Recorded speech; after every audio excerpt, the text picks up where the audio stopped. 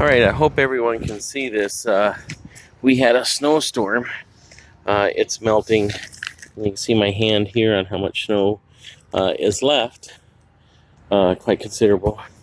But if you can see, this is brown. There's a little brown or dusting to it.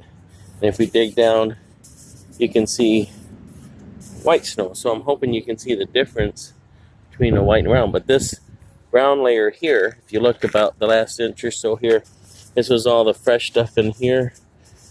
And then you can see there's a brown layer right there. This is all the dust that came up from Texas. And I'm in Pine Island, Minnesota. And it's April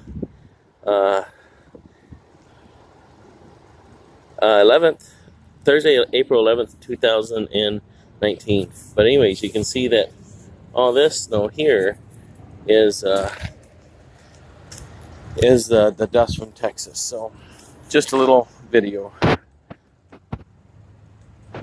And all our snow was kind of brown. Don't eat the brown snow.